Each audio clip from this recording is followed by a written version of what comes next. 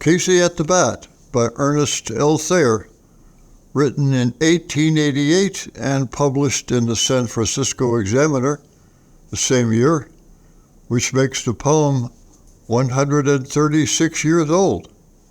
It wears well. The outlook wasn't brilliant for the Mudville Nine that day. The score stood 2-4 with but one inning left to play. And when Cody died on first and Barrows did the same, a sickly silence fell upon the patrons of the game. A few got up to go in deep despair. The rest clung to that hope which springs eternal in the human breast. They thought if only Casey could get a whack at that, they'd put up even money now with Casey at the bat. But Flynn preceded Casey, as did also Jimmy Blake, and the former was a pudding and the latter was a cake.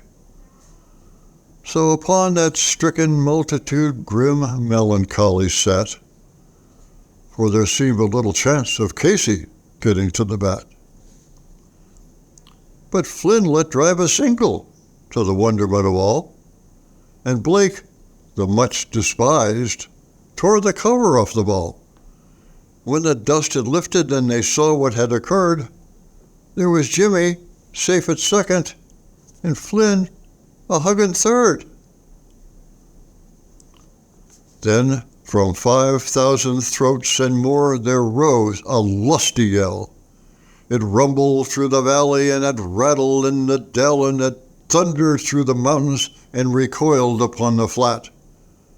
For Casey, mighty Casey, was advancing to the bat.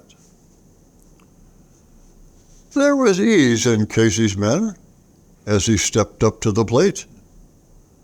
There was pride in Casey's bearing, and a smile lit Casey's face. And when, responding to the cheers, he lightly doffed his cap, no stranger in the crowd could doubt 'twas Casey at the bat.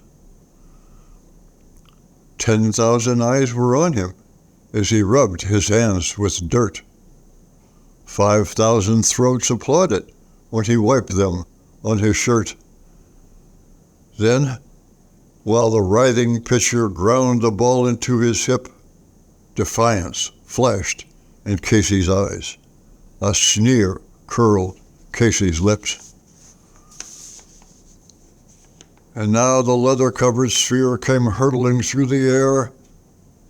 But Casey stood a-watching it in haughty grandeur there. Close by the sturdy batsman, the ball unheeded sped. "That ain't my style," said Casey. "Strike one," the umpire said. From the benches, thick with people, there went up a muffled roar, like the beating of the storm waves on a stern and distant shore. "Kill him! Kill the umpire!" shouted someone from the stands. It's likely they'd have killed him had not Casey raised his hand. With a smile of Christian charity, great Casey's visage shone. He stilled the rising tumult. He bade the game go on. He signaled to the pitcher, and once more the dun sphere flew. But Casey still ignored it. The umpire said, "Strike two." "Fraud!" cried the maddened thousands, and the echoes answered, "Fraud!" But one scornful look from Casey and the audience was awed. They saw his face grow stern and cold. They saw his muscles strain, and they knew that Casey wouldn't let that ball go by again.